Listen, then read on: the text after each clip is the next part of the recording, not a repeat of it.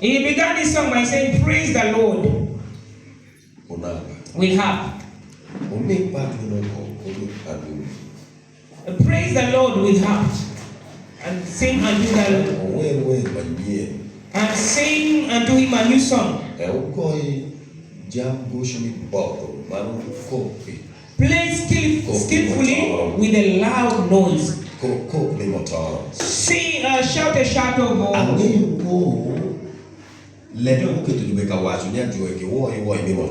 I don't know as the reason as why these people are told to make a loud noise.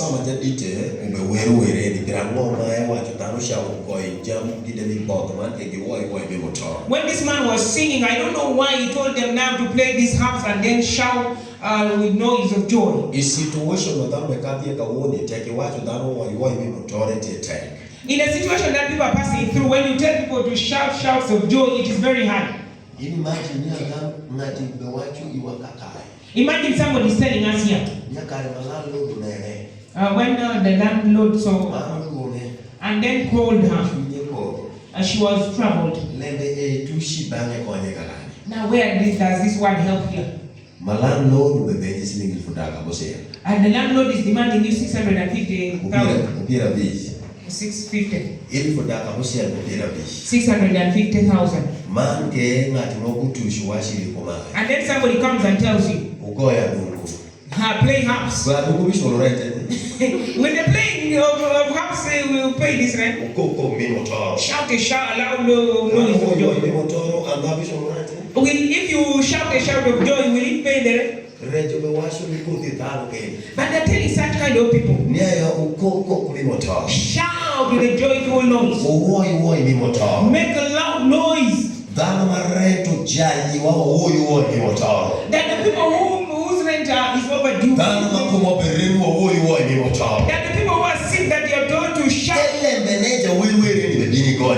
Now the reason the singer is coming to tell us as to why we should shout with joy. Now we should not be troubled if there and indeed we should shout. And the person we should pray is him. Not the thing that we should praise him. When we are asking, we should praise him. When we are missing him, we should give him praise. And he tells us that because the word of God is true, is right, is right, and it is right and true. It is true in all his works. The word of God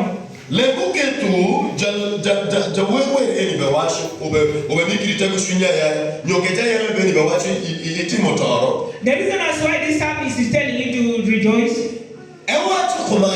he's saying the word of God.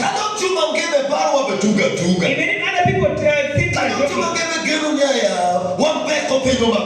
even if other people think that we don't have anything to do, even if other people think that we don't have anything to talk about, one day somebody says, now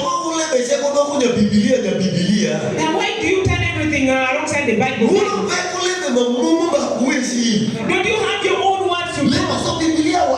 Everything that what have you wanted to say apart from the Bible? But I want to tell us